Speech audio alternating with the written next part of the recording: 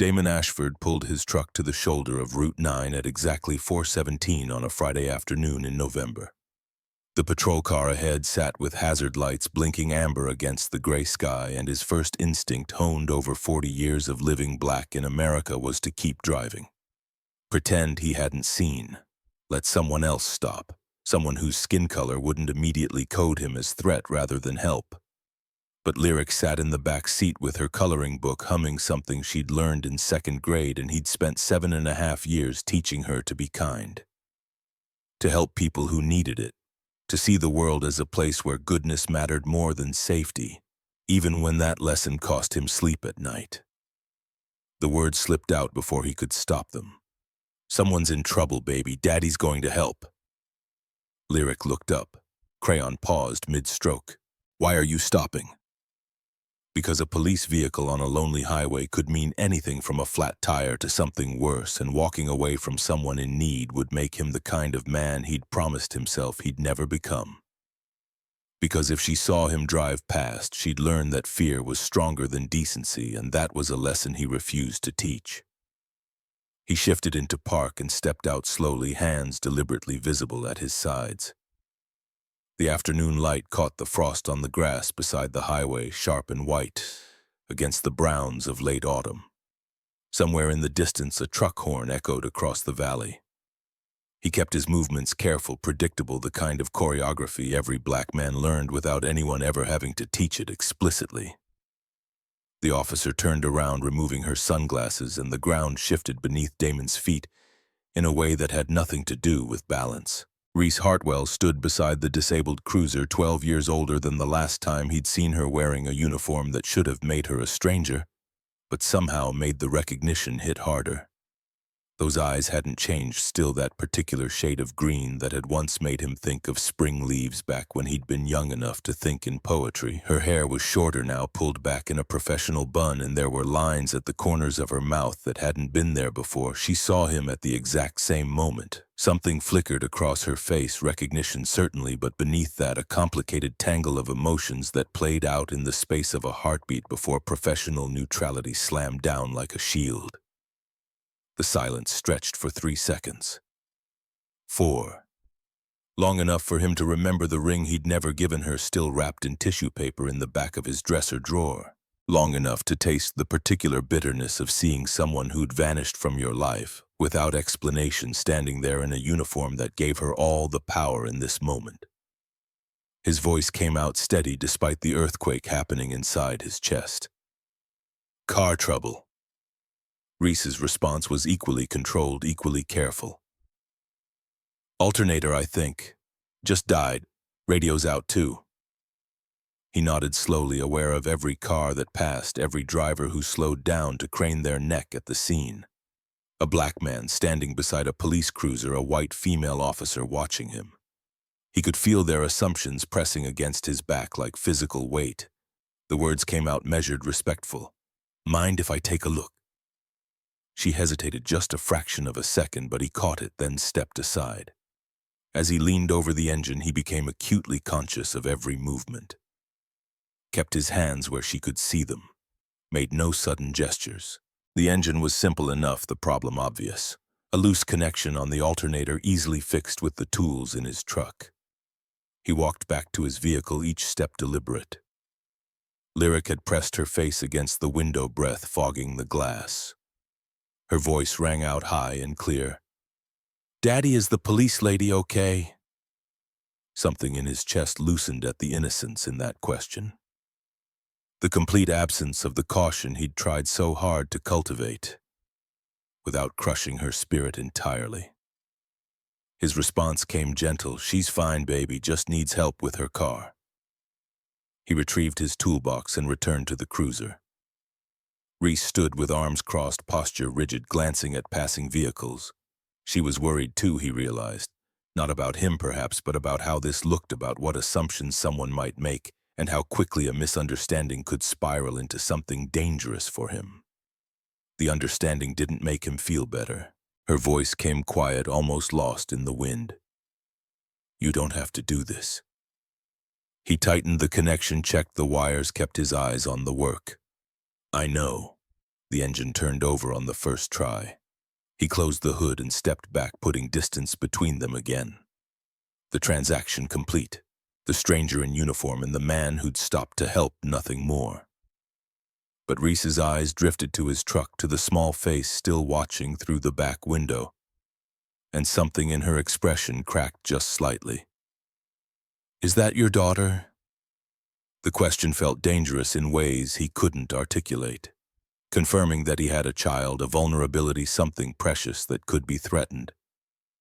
But lying seemed worse somehow. His voice came flat. "Yes." Reese's next words were so soft he almost didn't hear them. "She's beautiful." Before he could respond, before he could decide whether to accept the compliment or shut down the conversation entirely, Lyric's voice cut through the November air with perfect timing. "Daddy, I'm hungry. You said we'd get ice cream." Despite everything, despite 12 years of silence and hurt and questions that had never been answered, Damon felt his lips twitch towards something that might have been a smile. Reese laughed, a short, surprised sound that seemed to startle her. Her voice came lighter, almost normal. "Ice cream in November, she's persuasive." The tension between them shifted, softened by the innocent interruption. Reese took a step closer to the truck, bending slightly to wave at Lyric through the window. The exchange was simple. "Hi there. What's your name?" "Lyric. I'm 7 3/4. "That's very specific." "Daddy says specific is good." Reese straightened, and when she looked at Damon again, some of the professional distance had faded from her eyes.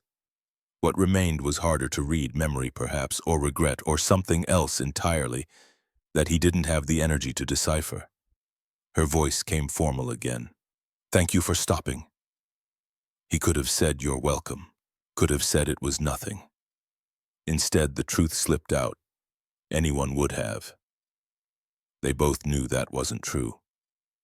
He gathered his tools and walked back to his truck without looking back. As he pulled onto the highway, he glanced in the rearview mirror once.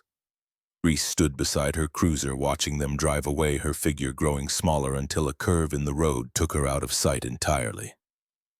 Lyric was already talking about ice cream flavors, debating between mint chocolate chip and cookies and cream, but Damon barely heard her. His mind had traveled 12 years into the past, to a small apartment in Albany, to a ring he'd saved 8 months to buy, to a future he'd planned in such specific detail that losing it had felt like a death. Reese hadn't just left, she'd disappeared. One day she was there laughing at his terrible jokes, stealing bites of his breakfast, talking about maybe getting a dog someday, and the next day she was gone. No note, no explanation. No forwarding address, nothing but the echo of her absence in every corner of that apartment until he couldn't stand to be there anymore. He'd looked for her, called her friends, her family, anyone who might know where she'd gone. Her best friend Linda had finally told him to stop. "She doesn't want to be found. You need to let her go." So he had, eventually. After 6 months of looking over his shoulder every time he walked into a coffee shop or grocery store hoping to see her. After another 6 months of flinching every time his phone rang with an unknown number. After a year of carrying that ring in his pocket like a talisman against forgetting. And now she was back. In Riverside, wearing a badge, acting like they were strangers who'd just met on a roadside instead of two people who'd once planned a future together. Maybe that's what they were now. 12 years was a long time, long enough to build an entire life, long enough to bury the past so deep you thought it would stay down. But some things didn't stay buried. The farmhouse sat at the end of a gravel road 3 miles outside Riverside proper, surrounded by land that had taken Damon 8 years to pay off. The white paint was peeling in places and the porch steps creaked with age, but the deed had his name on it, and the mortgage was satisfied 2 years ahead of schedule. That meant something. That meant everything. Lyric bounded out of the truck and ran toward the front door. Ice cream finished and immediately forgotten in favor of whatever new adventure her 7-year-old mind had conjured. Damon followed more slowly, toolbox heavy in his hand, mind still stuck on a road somewhere between here and there. Vivian Ashford sat in her rocking chair on the porch, a wool blanket across her lap despite the November chill. At 73, she should have been slowing down, taking it easy, letting someone else worry about the world for a change. Instead, she read 3 newspapers a day and kept tabs on everyone in Riverside with the efficiency of a woman who'd spent 50 years paying attention. She wasn't his biological mother. The state had placed him with her at 15 after the foster system had given up on finding anyone else willing to take a teenage black boy with anger issues and a file thick enough to be its own novel. She'd taken one look at him and said he could stay as long as he followed 2 rules: no lying and no quitting. He'd followed both, mostly. Her voice came without accusation. "You're late." He set the toolbox down beside the steps. "Got held up on Route 9. Trouble. Nothing I couldn't handle." Vivian studied him with eyes that had always seen too much. She'd raised 5 foster children over the years, and she'd learned to read the silences between words the way other people read books. Her question came careful. "Who was it?" Damon looked out across the fields, brown and dormant in the winter chill. The land stretched away toward a line of trees that marked the property boundary, and beyond that the world continued without caring what happened on this particular 3 acres. The name felt strange in his mouth after so many years of not saying it. Reese Hartwell. Vivian's rocking chair went still. Inside the house, Lyric's voice echoed as she called for her grandmother to come and see something urgent and probably imaginary. But Vivian didn't move. Her next words came quiet. "That girl who left, she's a cop now, working in town apparently." The rocking chair remained motionless. Vivian's face showed nothing, but her hands had tightened on the armrests. After a moment, she asked the only question that mattered.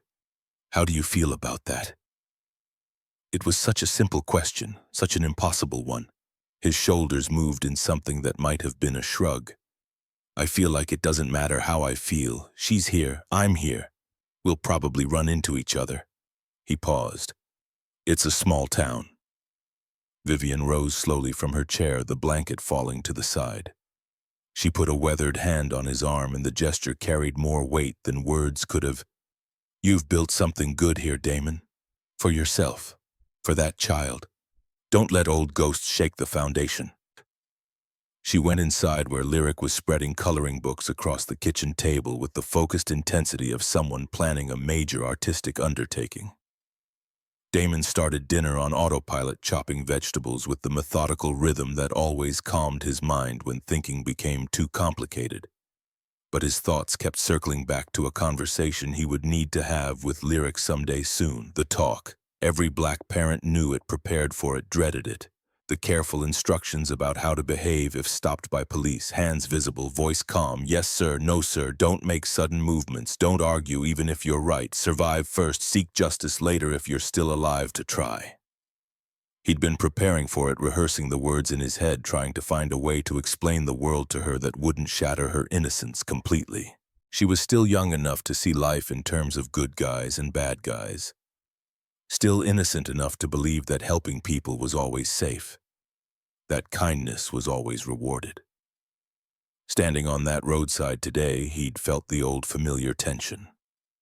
The awareness that his skin color preceded him into every interaction, shaped every assumption before he could speak a single word. He'd spent his adult life building a life of caution, taking jobs where his skills spoke for themselves, avoiding bars and crowds in any situation that could spiral beyond his control. This farm wasn't just about independence, it was about safety. Here on his own land, he could breathe without calculating every move. Here he could exist without needing permission or explanation. But even here, the world found ways to remind him. Lyric's voice pulled him back. "Daddy!" He looked down. She stood beside him, small hand tugging at his sleeve. Her request came simple. "Can we have mac and cheese too?" He smiled, pushing the heavier thoughts aside for now. "We're having vegetables. Vegetables and mac and cheese. Just vegetables. Grandma says I should have mac and cheese because I'm a growing girl." From the living room, Vivian's voice called out with perfect timing. "Don't you put words in my mouth, Lyric giggled and the sound washed over Damon like warm water. This was why he'd built this life. This moment, this laughter, this small person who looked at him like he hung the moon and painted the stars. Whatever Reese's return meant, whatever old wounds it might reopen, he wouldn't let it touch this. But as he lay in bed that night, staring at the ceiling while the wind rattled the old windows, he couldn't shake the memory of her face. The way she'd looked at him before putting her sunglasses back on. Like she wanted to say something. Like she was afraid to. Like 12 years hadn't been enough time to figure out which words could possibly matter after such a long, slender Saturday morning arrived with the kind of clarity that only November could provide. Sky so blue it hurt to look at. At air cold enough to see your breath, everything sharp-edged and unforgiving. Vivian had gone to church early for some committee meeting about the Christmas pageant, leaving Damon and Lyric to their weekend routine.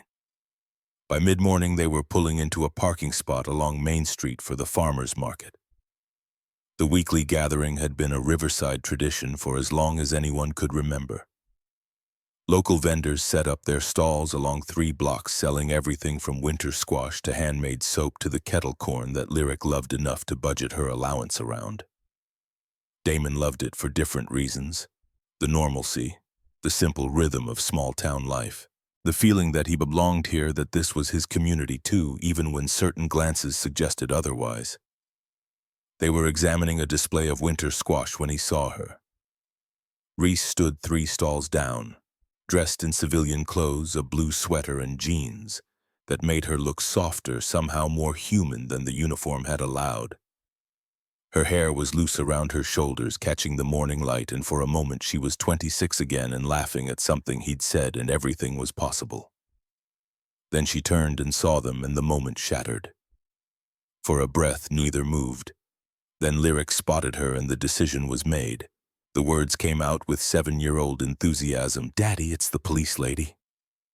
Before Damon could respond, his daughter had broken away and was running toward Reese with the boundless energy that only children possessed. The kind of unself-conscious joy that didn't know yet to be cautious. Reese knelt down to Lyric's level and something genuine crossed her face. "Hi there. Remember me? I remember I'm Lyric."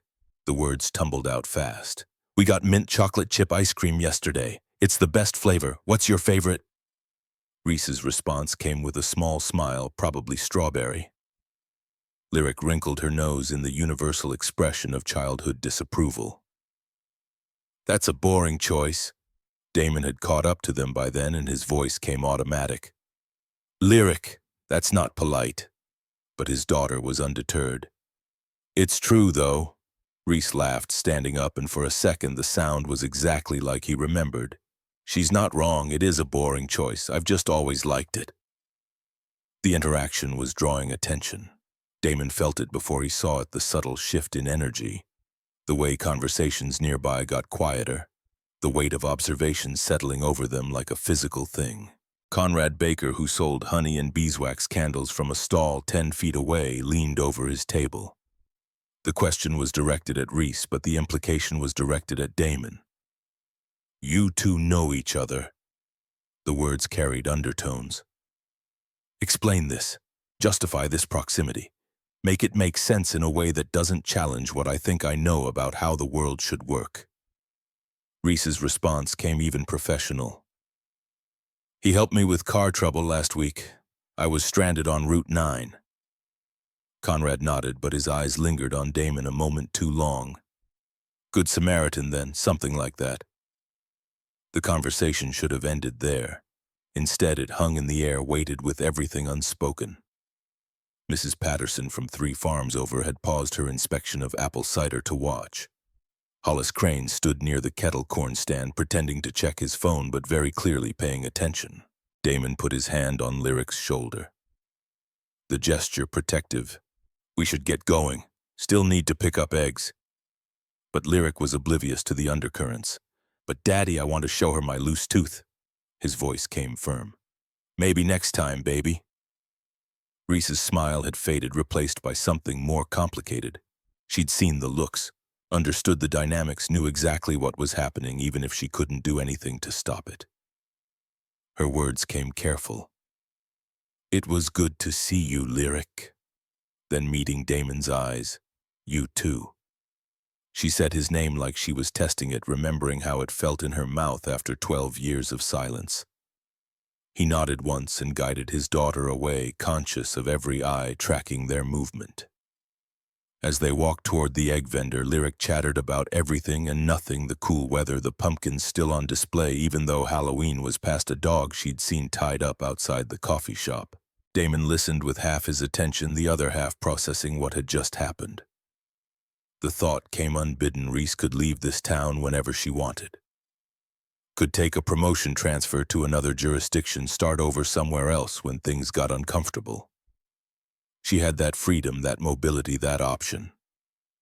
But Damon was rooted here. His farm, his daughter, his mother, his life built into this soil like crops that couldn't be transplanted without dying. He couldn't just pull up stakes when things got complicated, couldn't disappear when the pressure got too heavy. He had to live with whatever consequences came, had to navigate this space that suddenly felt smaller, had to explain his presence to suspicious vendors and watchful neighbors. That was the cost Reese never had to pay, the cost she probably never even thought about. Lyric's voice cut through his thoughts. "Daddy, you're squeezing my hand too hard." He loosened his grip immediately. "Sorry, baby. Are you okay?" He looked down at his daughter, at eyes wide with concern that no 7-year-old should have to feel for her father. The words came gentle: "I'm fine. Just thinking." About what?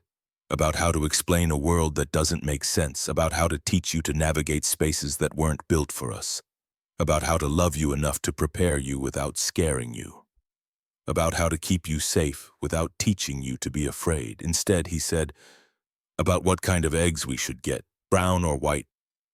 Brown, they look like chocolate. They don't taste like chocolate. I know, but they could if you believed hard enough. He laughed despite himself, despite everything, and the weight on his chest eased slightly. This child, this impossible, wonderful child, she made everything bearable. But as they paid for their eggs and walked back to the truck, Damon caught sight of Reese one more time. She stood alone beside her car, watching them go. The look on her face was one he couldn't quite decipher, but it stayed with him long after they'd driven home. The following Tuesday arrived with rain that turned the gravel driveway into mud and made the autumn fields look even more desolate. Damon had been working on a broken fence post when he heard the engine, that particular sound of a patrol car that every black man learned to identify without conscious thought. He watched it approach up the driveway, his hammer still in hand. A cold knot forming in his stomach. The rain had stopped 20 minutes ago, leaving everything wet and gray and unwelcoming. Reese stepped out in full uniform this time, professional, distant. The woman from the roadside in the market had been replaced by Officer Hartwell, and the transformation was complete enough to feel deliberate. Her voice came formal: "Mr. Ashford." Mr. Ashford, like they were strangers, like she hadn't once known every inch of him, hadn't once fallen asleep with her head on his chest listening to his heartbeat, hadn't once talked about names for children they might have someday. His response matched her tone. "Officer Hartwell, something wrong?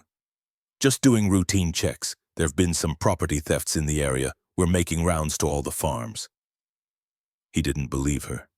There had been no reports of theft that he'd heard, and in a town this small, news traveled fast, especially news that gave people something to worry about, something to discuss at the market or after church. His voice came carefully neutral. "You're welcome to look around." She walked the perimeter of his property with a clipboard in hand, making notes that he suspected said nothing at all. He followed at a distance, aware of multiple sets of eyes watching the scene unfold. Hollis Crane had come out onto his own porch 200 yards away. He stood there with a cup of coffee, watching like it was entertainment provided for his benefit. Hollis had never been outright hostile, but he'd also never been friendly.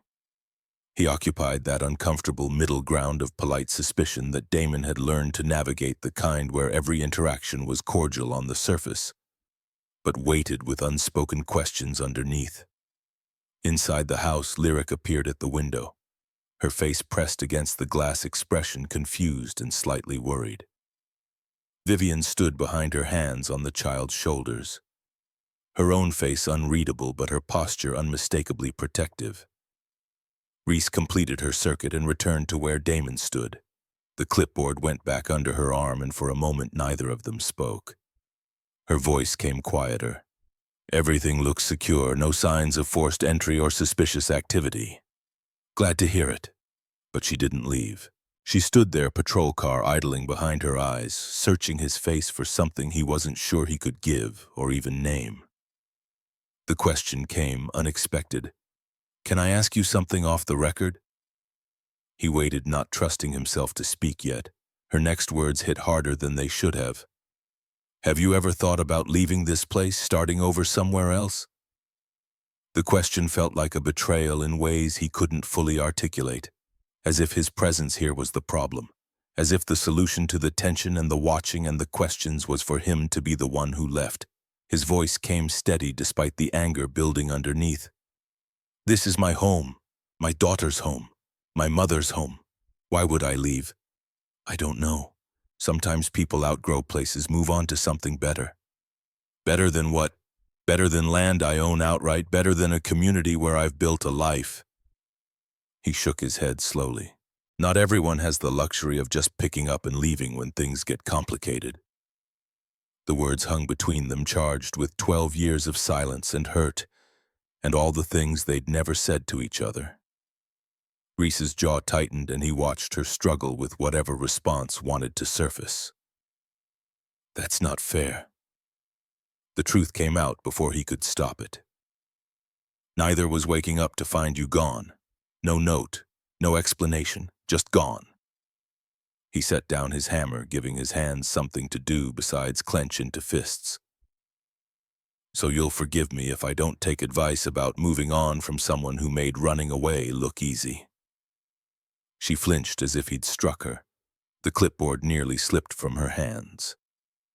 Her voice came tight. "Damon." But he was done. Done with this conversation, done with pretending they were strangers, done with trying to be professional when nothing about this was professional at all.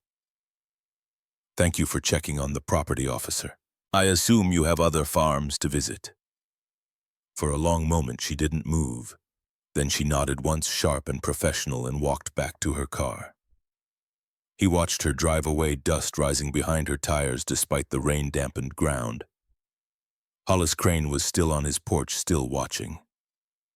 Damon picked up his hammer and went back to fixing the fence, but his hands were shaking and the nail he'd been driving sat crooked in the wood. That evening, after Lyric had gone to bed and the house had settled into the particular quiet that only old houses achieved, Vivian found him on the porch. She didn't say anything at first, just sat in her rocking chair with a blanket across her lap and let the sun stretch. Finally, her voice came gentle in the darkness. "Want to talk about it?" "Not much to talk about. She came by, did her job, left." "That why you've been staring at nothing for the past 2 hours?" He didn't have an answer for that. Or rather, he had too many answers and none of them seemed adequate. Vivian's next words came measured, the kind of wisdom she'd earned through 73 years of watching people make the same mistakes over and over. "That girl is carrying something heavy. I saw it in her eyes." "So am I. Difference is I didn't put it there." "You sure about that?" He turned to look at her, but her face was shadowed. "What's that supposed to mean?" "Means maybe she had reasons for leaving. Maybe those reasons made sense to her at the time."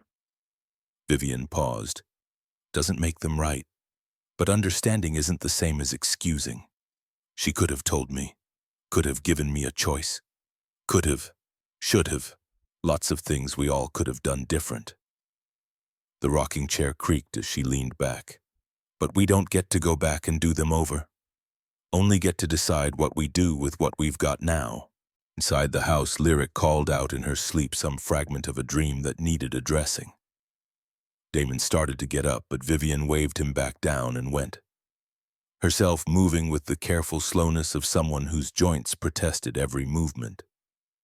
Damon sat alone on the porch, watching the darkness settle over his land. and tried not to think about the fact that his phone was in his pocket and he knew how to find Reese's number if he wanted to. Tried not to acknowledge the part of him that wanted answers badly enough to risk asking questions he wasn't sure he wanted answered. 3 days later she came back, not in uniform this time, not with an excuse about property theft or routine checks. She came at dusk on Friday evening when the sky was streaked with orange and purple, and the first stars were beginning to appear. Damon was on the porch with a cup of coffee growing cold in his hands, watching the day surrender to night. He saw her headlights before he heard her engine. She parked at the end of the driveway and walked the rest of the way, her steps slow and uncertain like someone approaching something they both wanted and feared in equal measure. His voice came flat before she could speak. "Lyric's asleep. Vivian too. I know. I waited." Of course she had. Whatever she'd come to say, she'd wanted to say it without witnesses, without the buffer of his daughter's innocence or his mother's wisdom. Just the two of them and whatever words she'd been carrying for however long. She stood at the bottom of the porch steps, arms wrapped around herself against the evening chill. The temperature had dropped with the sunset and her breath came out in small clouds that dissipated almost immediately. Her next words came quiet. "I owe you an explanation. 12 years overdue. But yes, I'd say you do. You don't owe me anything, Damon, I know that. I don't have the right to ask for your time or your attention or anything else." She paused. "But there are things you need to know. Things I should have told you before I left. Things I've carried alone for too long." He said nothing. The silence stretched between them, filled with cricket song and the distant sound of a car on the highway and the particular quiet that only rural nights could achieve. She took a breath, and when she spoke again, her voice was barely above a whisper. "When I left you 12 years ago, I was pregnant." The words fell like stones into still water, and Damon felt the ripples move through him, disrupting everything he thought he knew about that time, about her leaving, about the 12 years between then and now. His coffee cup sat forgotten on the porch railing. His hands had gone numb, and it had nothing to do with the cold. The night air seemed to still around them, as if the universe itself had paused to absorb the weight of those words. Damon's mind went blank for 3 seconds, then flooded with too many thoughts at once. Images and questions and calculations that didn't add up to anything that made sense. His voice came out hollow. "What?" Reese stood at the bottom of the steps, arms still wrapped around herself, and now he could see she was shaking. Whether from cold or fear or something else entirely, he couldn't tell. Her words tumbled out faster now, as if speed could somehow make them easier. "I found out 2 weeks before I disappeared, took 3 tests to believe it, sat in that bathroom for an hour trying to figure out what to do." Damon still couldn't move. His coffee had gone cold hours ago, but his hands gripped the porch railing like it was the only solid thing in a world that had suddenly lost all structure. She continued, her voice raw. "We weren't married. We'd never talked about kids, not seriously, and I knew, God, Damon, I knew what it would mean for you." The words finally came. "What are you talking about?" "I'm talking about the way people looked at us when we were together. The comments, the assumptions." Her breath hitched. "I saw how hard you worked to be above reproach, how careful you were to never give anyone a reason to doubt you, to judge you." He wanted to interrupt, to tell her she was wrong, but memory provided too many examples that proved her point. The woman in the grocery store who'd clutched her purse tighter when he walked past. The security guard who'd followed him through the electronics store even though Reese was holding his hand. The waiter who'd automatically given the check to Reese, assuming Damon couldn't pay. Her voice dropped lower. "A mixed baby. An unmarried black father in a town where people already watched you like you were waiting to make a mistake." She shook her head. "I thought I was protecting you by leaving, by not making your life harder than it already was." The anger came then, hot and righteous. "You decided for me, without asking, without giving me a choice. I know. You looked at my life and decided I couldn't handle it. I know. That's not protection, Reese. That's..." He stopped searching for the right word. That's another kind of prejudice. Soft, maybe, well-intentioned, but prejudice all the same. She flinched but didn't argue. Couldn't argue. Because he was right and they both knew it. His next question came quieter, but it carried more weight than anything else. And the baby? Reese's face crumpled. 12 years of holding it together, of carrying this alone, of building walls around the grief so high and thick that nothing could get in or out. All of it collapsed in the space between one breath and the next. The words came broken. I lost it 8 weeks after I left. The porch seemed to tilt beneath him. Damon sat down hard on the top step legs, no longer trustworthy. His hands found his face, fingers pressing against his eyes like he could push the images back, could stop himself from seeing what she was about to describe. Her voice continued relentless now that she'd started. I was in a motel room in Pennsylvania, middle of nowhere. Started bleeding around midnight, knew immediately something was wrong. She wrapped her arms tighter around herself. By the time I got to the hospital, it was too late. You were alone. Yes. No one to call. No one who knew. No.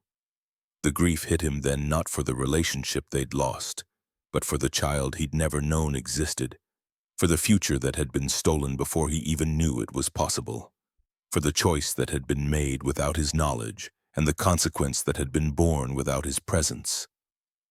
His voice came rough. You should have told me. I know. You should have let me be there for you. I know. Her own voice broke on the words. God, Damon, I know. I've spent 12 years knowing. She wiped her face with the back of her hand, and in the dim light from the house he could see tears tracking down her cheeks. The first time he'd seen her cry in 12 years. Maybe the first time she'd let herself cry about it at all. Minutes passed. Neither of them moved. The stars brightened overhead, indifferent to human pain, and somewhere in the distance an owl called out into the darkness. Finally, Damon's question came quiet. Why are you telling me this now? Because I'm tired of running. She looked up at him, eyes red but steady. Because seeing you again made me realize I never actually dealt with any of it. I just buried it and kept moving and thought that was the same as healing.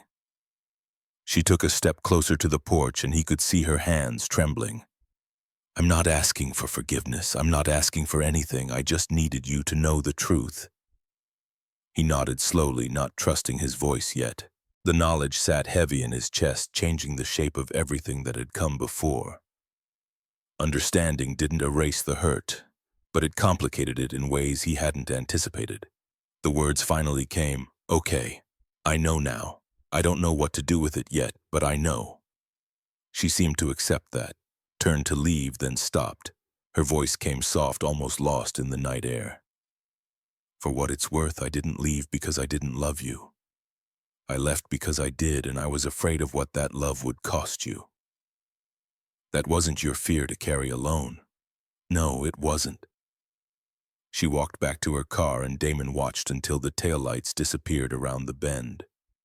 Then he sat there for a long time with his cold coffee and his grief for a child who'd never existed and a future that had died before it could draw breath. The door opened behind him. Vivian's voice came gentle. You want to talk about it? Not yet. All right. I'll be inside when you're ready. But he wasn't sure he'd ever be ready. The truth was out now, and he'd have to find a way to live with it. This knowledge that rearranged the past and complicated the present, and made the future uncertain in ways it hadn't been even yesterday. Morning arrived with brutal clarity. Damon had slept maybe 3 hours, and those in fragments punctuated by dreams he couldn't quite remember, but woke from with his heart racing. Lyric appeared at his bedroom door at 6:30, already dressed and ready for Saturday cartoons, oblivious to the earthquake that had happened while she slept. Her voice came cheerful. Daddy, can we have pancakes? He forced himself upright, forced a smile that probably looked more like a grimace. Sure, baby. Go tell Grandma to start the griddle. After breakfast, pancakes that tasted like cardboard in his mouth, But that lyric devoured with enthusiasm, he found himself in the barn, ostensibly fixing a piece of equipment but really just needing space to think. The barn had always been his sanctuary, the place where he could work with his hands and let his mind process without the weight of anyone's expectations. The memory came unbidden Albany 12 years ago. That apartment on the 3rd floor with the radiator that clanked all winter and the neighbors who argued at 2 in the morning. The ring hidden in his sock drawer saved for over 8 months on a mechanic's salary. The future he'd planned in such meticulous detail, proposal at her favorite restaurant's small wedding. Maybe kids in a few years once they'd saved enough for a down payment on a house. He'd been so sure, so completely certain that they were building towards something permanent. And then she was gone, and he'd spent 6 months trying to find her. Called her friends, the ones who'd answer anyway. Her best friend Linda had finally told him to stop calling. She doesn't want to be found, Damon. You need to let her go. So he had, eventually, boxed up the ring and shoved it in the back of a drawer where he wouldn't have to look at it. Met Jennifer 2 years later, kind, quiet Jennifer who'd never promised forever but had given him lyric before dying in a hospital room with complications no one had seen coming. He'd loved Jennifer, but it had been different. Gentler, less consuming. The kind of love that felt like coming home after a long day rather than like standing on the edge of a cliff with your heart pounding and your hands shaking. Now standing in his barn with grease on his hands and the truth finally revealed, he understood. Reese hadn't just left him. She'd been pregnant and terrified and convinced that she knew what was best for both of them. But she'd been wrong. Not about the difficulty he'd faced, that his whole life would face it until the day he died, but wrong about his strength, wrong about his right to choose, wrong to think that protecting him meant disting for him. The anger returned, but it was different now. Not the hot rage of abandonment, but the cold fury of being underestimated. Of having someone look at your life and decide you couldn't handle more weight. Couldn't bear another burden, couldn't be trusted with your own choices. Vivian appeared in the barn doorway, moving slower than usual. Her heart had been acting up again, he could tell by the way she pressed her hand to her chest when she thought no one was looking. Her voice came without preamble. "You can't fix that radiator, it's been broken for 3 years. He looked down at his hands, at the part he'd been turning over without actually examining. She was right. "Want to tell me what happened last night?" The words came out flat. She was pregnant when she left, lost the baby 2 months later. Alone. Vivian's expression didn't change, but her hand tightened on the doorframe. Lord have mercy. She thought she was protecting me. Didn't want to add a mixed baby to my burdens. He set down the part with more force than necessary. Made the decision by herself, for both of us. And now you're angry. Shouldn't I be? Vivian moved farther into the barn, lowering herself carefully onto an overturned crate. You have every right. Question is what you're going to do with it. I don't know what you mean. Yes, you do. Her eyes were sharp despite her age. That girl made a terrible mistake. But she's back now, trying to make amends, not by asking for something, but by being honest. 12 years late. Better late than never gets said for a reason. Vivian shifted on the crate, wincing slightly. You remember when I told you about my husband leaving? You said he came back. After 6 months. 6 months of me raising 2 foster kids alone, wondering if he was dead in a ditch somewhere or just decided he didn't want the life we'd built. Her voice softened. When he came back, I was angrier about the decision than the leaving. That he'd looked at our life and decided what I could handle without asking me. The parallel wasn't lost on him. Vivian continued. I had a choice then. Could send him away. Could hold on to that anger and let it define the rest of my life. Or I could try to understand why he did it and decide if that understanding changed anything. What did you choose? I chose to understand. Didn't happen overnight. Took months of talking of him, proving he'd changed, of me learning to trust again. She met his eyes. But I chose to try. And we had 20 good years after that before the cancer took him. Damon said nothing. The barn was quiet except for the sound of wind moving through the cracks in the old walls. Vivian's next words carried weight. That child upstairs is watching how you handle this. Learning what it means to be hurt and how to respond when someone tries to make amends. She stood slowly. You get to decide what lesson you teach her. She left him alone with that, and Damon went back to pretending to fix the radiator while his mind worked through implications he wasn't ready to name yet. The following week passed in a strange, suspended state. Damon went through the motions, drove Lyric to school, worked on farm equipment, made dinner, helped with homework, but part of his mind stayed fixed on that conversation. On Reese standing at the bottom of his porch steps, confessing something she'd carried alone for 12 years. On Wednesday evening, she came by again. This time in daylight, this time with pie in her hands like some kind of offering.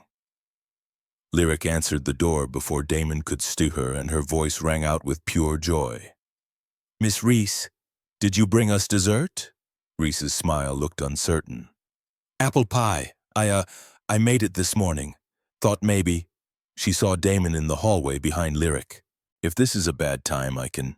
His voice came before he could overthink it. "It's fine. Come in." The pie was good, better than good, actually. Vivian complimented the crust, and Lyric ate 2 pieces before Damon made her stop. They sat around the kitchen table like normal people having normal conversation, and if there were undercurrents of tension and unspoken history. Lyric seemed oblivious to them. After Lyric went to watch cartoons in the living room, Reese helped clear the table. Her voice came quiet. "Thank you for letting me stay. Vivian invited you, but you didn't ask me to leave." He rinsed a plate, kept his eyes on the soapy water. "No, I didn't." They stood at the sink together in silence, and something about the domesticity of it, washing dishes side by side like they'd done 1,000 times in that Albany apartment, made his chest tighten with memory.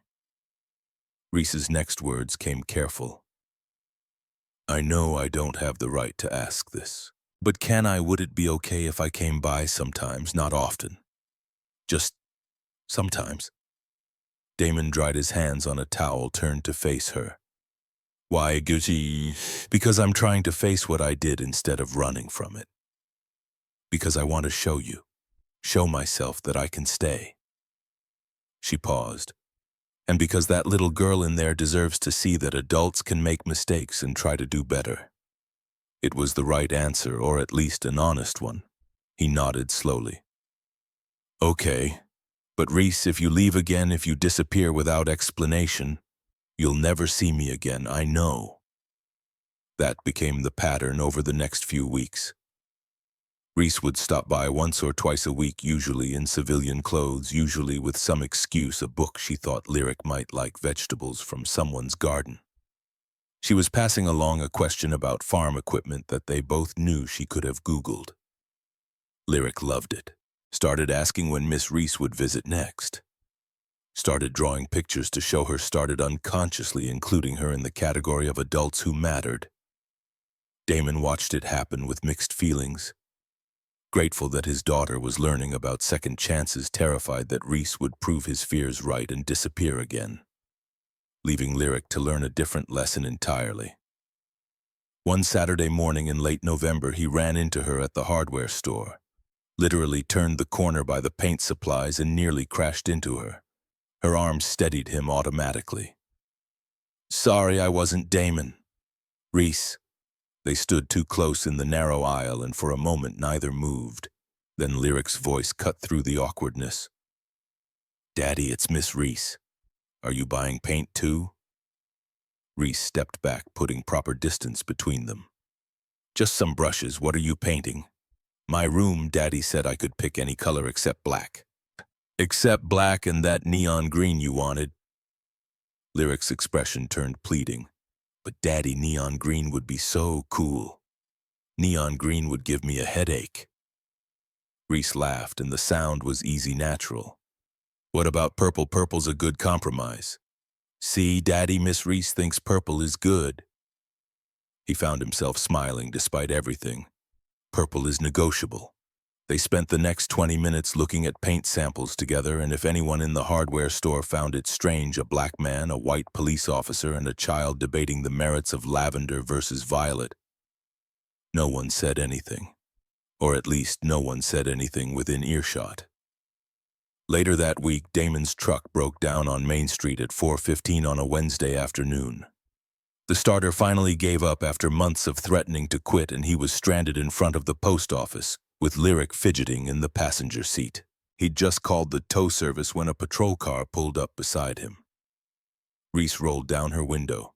"Need assistance?" The formality felt absurd given everything, but he matched it. "Starter's dead. Tow truck's on its way. Want company while you wait?"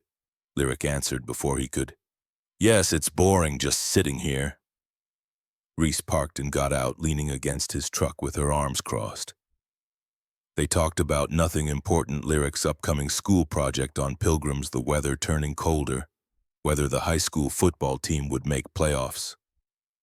Normal conversation, easy conversation, the kind of talk that people who trusted each other had. When the tow truck arrived, Reese offered them a ride home. Damon hesitated. Riding in a patrol car felt loaded with implications, but Lyric was already climbing into the back seat with enthusiasm. The drive took 15 minutes.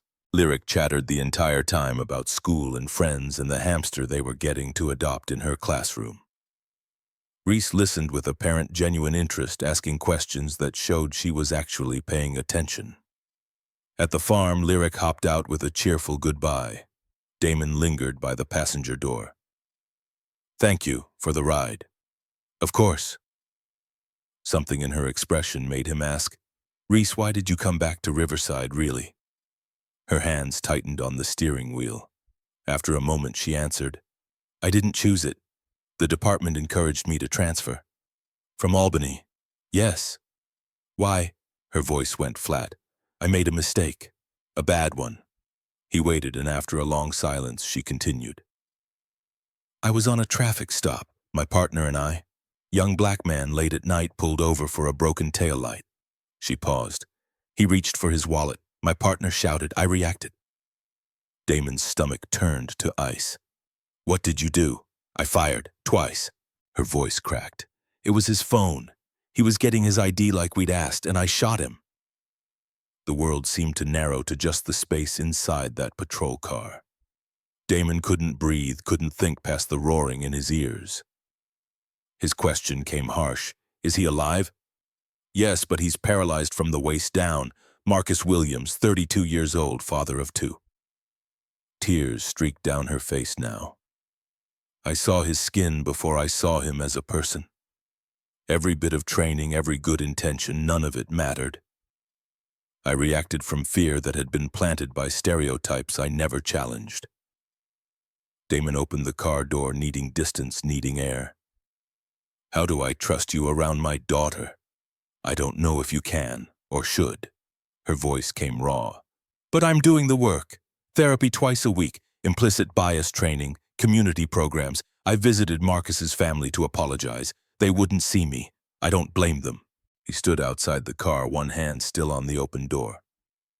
"You shot an unarmed black man, and you're here still on the force wearing a badge. I should have been fired, I know that. The union protected me, and the department offered this transfer instead." She met his eyes. "I can't undo it. Can only try to be better. Try to make sure I never react from fear again."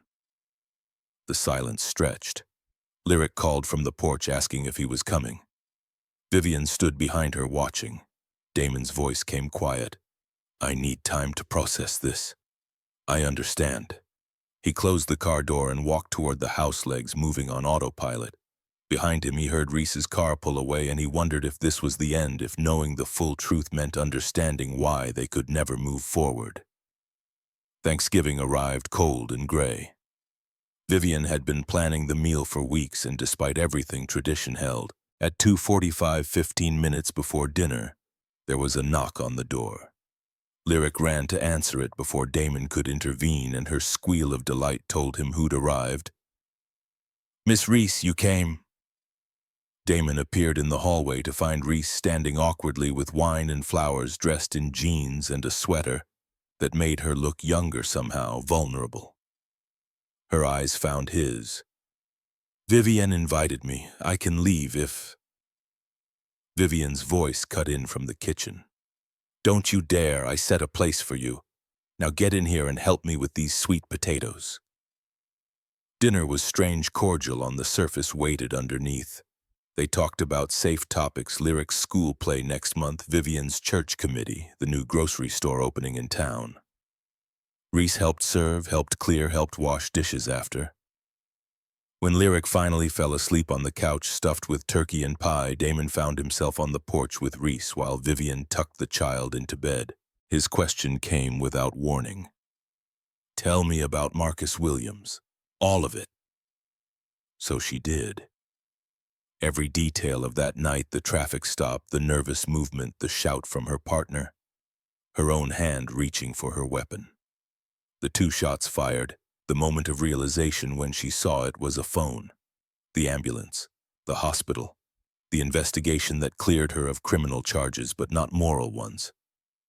She told him about the therapy, about learning to recognize her own bias, about the shame that woke her at 3 in the morning.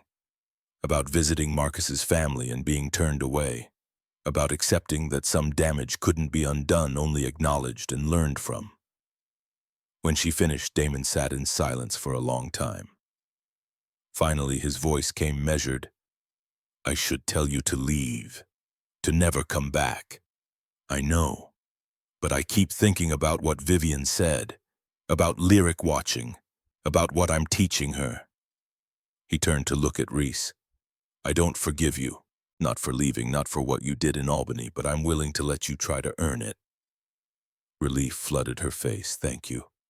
Don't thank me yet, because if you give me any reason to doubt, any reason to think Lyric isn't safe, any reason to believe you're not doing the work, I'll leave. I promise." They sat in silence as the stars came out and something fragile began to build between them. Not trust, not yet, but the foundation on which trust might someday be constructed. Monday morning, Reese arrived at the police station to find Officer Garrett Voss waiting by her desk. He'd been on the force 15 years, respected by some, tolerated by others, and generally considered harmless if occasionally problematic.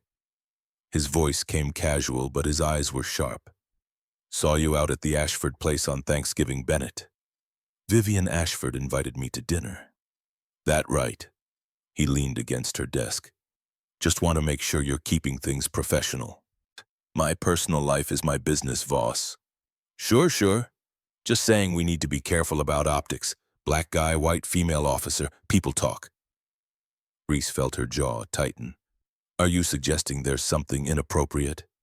"I'm suggesting you should be mindful. Wouldn't want anyone thinking you're compromised." He straightened. "Friendly advice, take it or leave it." He walked away before she could respond, and Reese sat at her desk with anger simmering under her skin. Not because Voss was wrong about people talking, he wasn't, but because his concern wasn't about her welfare or even about professional standards. It was about his discomfort with something that challenged his assumptions. That evening, she told Damon about it. They were in his kitchen. She'd stopped by to return a book Lyric had lent her, and the words came out before she could stop them. His response was immediate. "What's his name?" "It doesn't matter. He's not doing anything illegal." "He's making you uncomfortable." "That matters." "Damon, I can handle—" "I know you can." His voice softened. "But you don't have to handle everything alone anymore. Not if you don't want to." The words hung between them, weighted with possibility. Reese nodded slowly and something shifted. Not dramatically, not with fanfare, but unmistakably they'd crossed some invisible line from strangers to something more complicated. March arrived with false promises of spring, warm afternoons that turned bitter by evening rain that froze overnight into patterns on windows. By the third Saturday of the month, the temperature had climbed high enough that Lyric started agitating for outdoor time. Damon stood at the kitchen window watching her bounce on her toes with 8-year-old impatience. "Please, Daddy, I'll stay on the trails. I'll be back by 5, please." The woods behind the farm had been her playground since she was old enough to walk steady. She knew every path, every landmark, every fallen tree that made a good climbing challenge. He'd taught her to read the sun's position, to follow the creek back home, to whistle loud if she got turned around. His voice came resigned. 5 o'clock, not 5:15. 5 exactly, promise. She was already pulling on her jacket, already halfway out the door. Vivian appeared from the living room with a book in her hands. Let the child breathe, she's sensible. That was 2:30 in the afternoon. By 5:15, when Lyric hadn't appeared, Damon's concern was just starting to build. By 5:30, concern had shifted to worry. By 5:45, he was calling her name into the woods, voice carrying through bare branches. At 6 o'clock, with the sun dropping fast and temperature falling faster, he called the police. Reese's voice came through clear and professional. I'm 10 minutes out. Don't go searching alone. You could get lost too. But every instinct screamed at him to move, to find his daughter, to do something besides stand uselessly by the tree line. Vivian gripped his arm. Wait for help. Running blind won't save her. Reese arrived at 6:12 with 2 other officers and a K9 unit. She'd changed into tactical gear, all business, but her eyes found his with something beyond professional concern. Her words came quick and certain. When did you last see her? 2:30. She went into the woods. She knows them. Where does she usually go? North Trail toward the creek. There's a meadow she likes. Reese was already moving, organizing the search into quadrants, directing officers with calm authority. Garrett Voss had responded too, and his eyes tracked between Reese and Damon with barely concealed calculation. Voss's voice came loaded. How'd she go missing? You weren't watching her. The words hit like accusation, like judgment, like everything Damon feared people thought about him as a parent. His response came tight. She knows these woods better than most adults. Clearly not well enough. Reese cut in sharp. Voss, search grid B. Now. By 7 o'clock, the temperature had dropped to 45 degrees. Lyric had worn only a light jacket, enough for afternoon, not enough for night. The K9 unit picked up her scent, heading northwest away from familiar trails. Damon wanted to follow, needed to follow, but Reese stopped him. You're too close to this. Let us work. She's my daughter. I know. Her hand found his arm, brief and grounding. And I will find her. Trust me. The word trust hung between them, all the weight of their history compressed into those 2 syllables. He'd spent months learning to trust her again, learning to believe she wouldn't disappear, learning to let her be part of their lives. Now she was asking him to trust her with the only thing that mattered more than his own survival. His throat closed around the words, okay, find her. She held his gaze for 3 seconds, then turned and disappeared into the darkening woods. Time moved wrong after that. Minutes stretched into hours, or maybe collapsed into seconds. Damon couldn't tell anymore. He stood at the tree line with Vivian beside him, both of them silent, both of them listening to radio chatter that meant nothing and everything. At 7:30, Reese's voice came through. I've got something. Grid C, northwest quadrant. Damon's heart stopped, then started again, too fast. More radio silence. Then at 7:52, timestamps would burn into his memory forever. Reese's voice came through clear. I have her. She's alive. Minor injuries. We're at the ravine north side. The relief hit him so hard his knees buckled. Vivian caught him, her grip surprisingly strong for a woman with a failing heart, and her voice came rough with emotion. Thank God. Oh, thank God. They brought Lyric up 20 minutes later.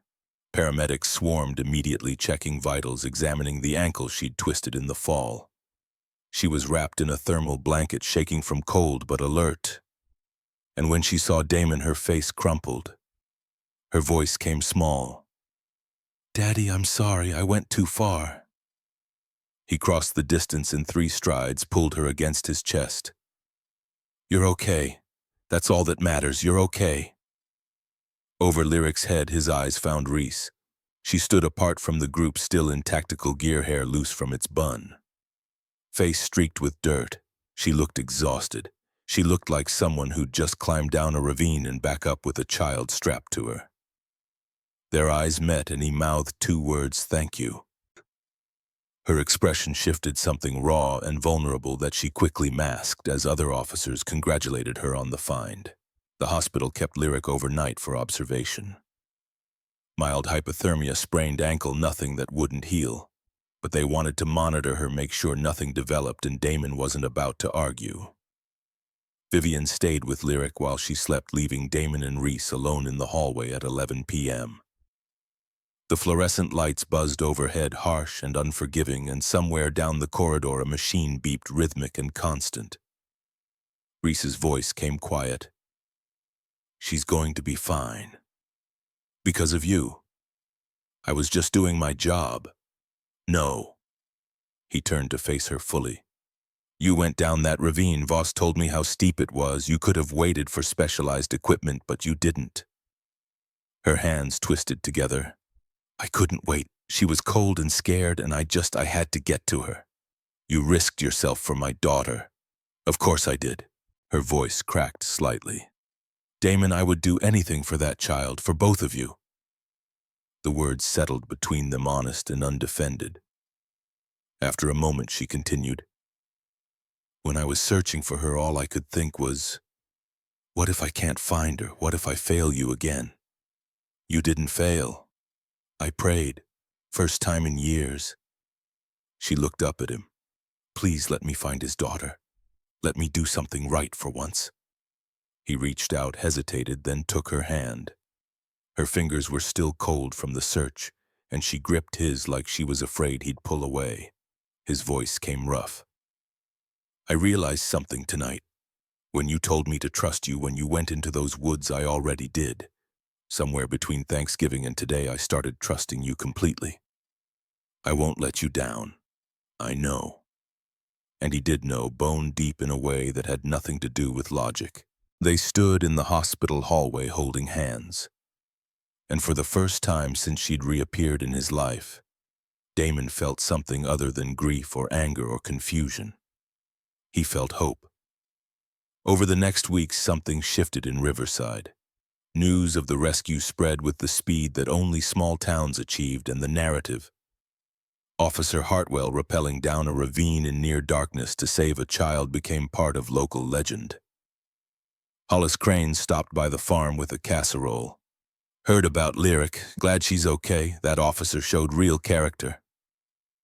Mrs. Patterson approached Vivian after church. "We may have been too quick to judge. Officer Hartwell proved herself." Conrad Baker offered Lyric free kettle corn at the market. Brave girl and brave officer. It wasn't universal. Some people still whispered, some still watched with suspicion when Reese's car appeared at the farm. But enough had changed that the atmosphere felt different, lighter somehow. Even Garrett Voss seemed subdued, though whether from genuine respect or simple caution remained unclear. April brought real warmth, and with it a gradual integration of Reese into their daily life. She came for dinner twice a week, then 3 times, helped Lyric with homework, attended a soccer game and cheered too loud, fixed the loose step on the porch that Damon had been meaning to get to for months. In May, Vivian had a scare, woke, gasping for air at 2 a.m, hand pressed to her chest, face gray. Reese drove them to the hospital and stayed the entire night, even though Vivian insisted she should go home and sleep. The doctors adjusted medications and sent Vivian home with warnings about stress. As they left, Vivian caught Reese's hand. "Your family now, whether it's official or not." By June, a new pattern had emerged. Reese kept clothes at the farm, a toothbrush in the bathroom, books on the nightstand. No formal decision had been made. No conversation about moving in. It just happened gradually, naturally, the way tides shift, without anyone marking the exact moment the water changed. In late July, Damon finally had the talk with Lyric, the one he'd been preparing for since she was born. They sat at the kitchen table, and Reese was there too, because Lyric had asked her to be. His voice came gentle but firm. "Baby, we need to talk about something important, about staying safe." He went through it, hands visible. "Speak respectfully. Don't argue even if you're right. Call him immediately after. The same crushing instructions every black parent gave their children. Reese added softly, "Your daddy's rules will keep you safe. Always follow them, even if the officer seems nice. Always." Lyric listened with wide eyes, and Damon saw the moment her innocence cracked just slightly. The moment she understood the world was more complicated than she'd thought. After Lyric went outside to play, Reese's voice came rough. "I hate that she has to learn this." "So do I." They sat in heavy silence until Lyric's laughter drifted through the window and life continued because it had to. One evening in late August, they sat on the porch swing after Lyric had gone to bed. Cicadas sang their final songs of summer and the air smelled of cut grass and possibility. Damon's words came without planning. "I love you." Reese went still, lifted her head from his shoulder. "What?" "I love you, not who you were, not who I wanted you to be. Who you are now." Tears caught the last light. "I never stopped loving you.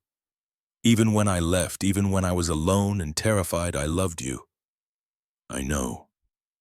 She kissed him then, and it tasted like forgiveness and promise. And all the years between then and now distilled into a single moment.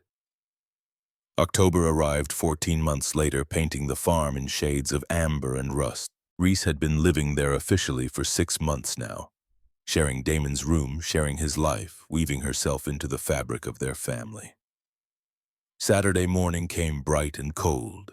Damon stood at the stove making pancakes while Reese sat at the table with coffee. Lyric hunched over homework and Vivian read the newspaper. Normal, domestic, perfect in its imperfection. His heart hammered as he spoke. "Lyric, can you check behind the butter in the fridge?" "Why?" "Just check." She opened the refrigerator with 9-year-old skepticism, then gasped, "Daddy, there's a box. Bring it here." Lyric carried the small velvet box to the table like it might explode.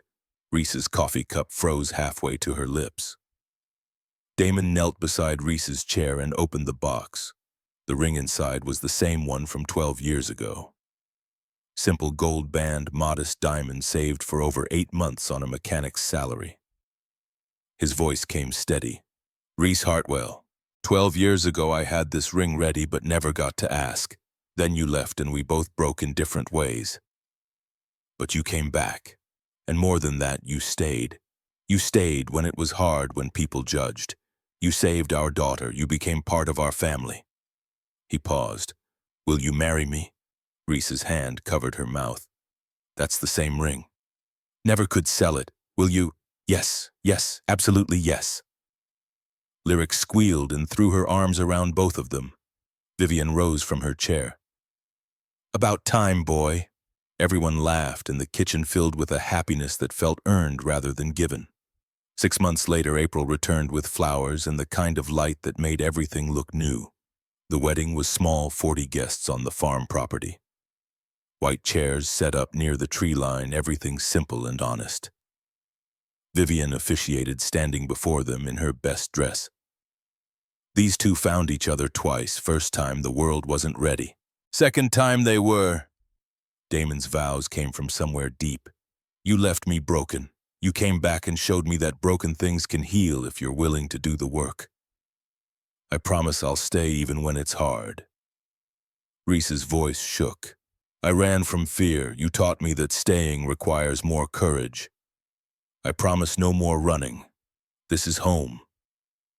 Lyric brought the rings with immense seriousness and whispered to Reese loud enough for everyone to hear, "I'm so happy you're staying." "Me too, sweetheart." The ceremony concluded with a kiss that lasted just long enough to make Lyric giggle. As they walked back down the aisle, Damon saw faces that had once been skeptical now smiling with genuine warmth. Hollis Crane, Mrs. Patterson, Conrad Baker. Not everyone came. Garrett Voss had declined the invitation, or more accurately, had simply not responded. Some people would never accept what this family represented, but enough people showed up to fill the space with love. During the reception, as guests mingled and ate and danced on grass still damp from morning dew, a letter arrived by messenger.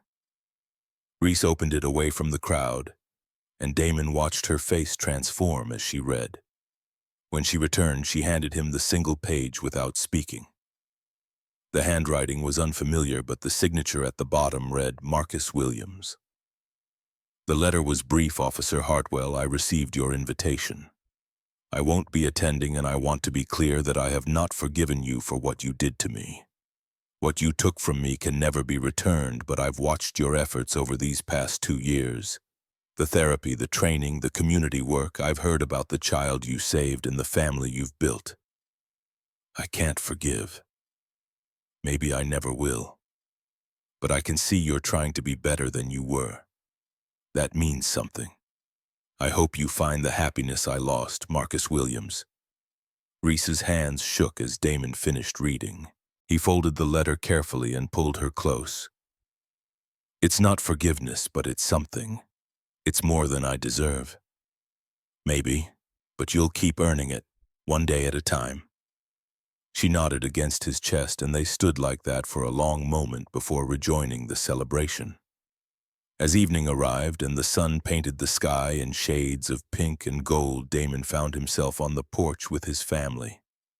Vivian in her rocking chair, finally resting after a long day. Lyric dancing with friends on the grass below. Reese beside him, her hand in his, her ring catching the last light. No one spoke. Words felt unnecessary. He thought about the journey that had brought them here, the pain and the loss and the slow, painful work of rebuilding trust. About Reese and her courage to face her worst mistakes instead of running from them. About Lyric learning that people could change if they were willing to do the work. About Vivian's quiet wisdom that had guided them all. He thought about Marcus Williams and the grief that would never fully heal, the forgiveness that might never come. About Garrett Voss and others like him whose minds would likely never change. About the systemic problems that couldn't be fixed by individual redemption. But he also thought about the 40 people who'd come today to celebrate. About Hollis Crane bringing a gift. About Mrs. Patterson's quilt and Conrad Baker's honey. About small victories and gradual change and the possibility that tomorrow could be better than yesterday. This was what healing looked like. Not perfect. Not complete, but real. Reese's voice came soft. What are you thinking? That we made it. Not to some perfect ending, but to something true. That's better than perfect. Yes, it is. Lyric ran up the porch steps, breathless from dancing. Daddy, can I stay up late, please? He smiled. It's your mom's wedding day. What does she say? Lyric turned to Reese with hopeful eyes, and Reese pretended to consider seriously before nodding. 1 more hour, then bed. Okay, Mom. Lyric bounded back down the steps, the title slipping out naturally like she'd been waiting for permission to say it. Reese's eyes filled with tears, and Damon pulled her closer. Vivian's rocking chair creaked its familiar rhythm, and overhead, the first stars began to appear. They sat together as darkness fell and music continued and life moved forward the way it always did, imperfect and complicated and occasionally painful, but also beautiful, in ways that only came from choosing to stay when leaving would have been easier. Because that was what love meant, not the absence of hurt, but the willingness to work through it, not perfection, but the promise to keep trying, not running when things got hard, but standing together and facing whatever came next. They'd found their way back to each other, not to who they were, but to who they could be together. And that was enough. More than enough. It was everything.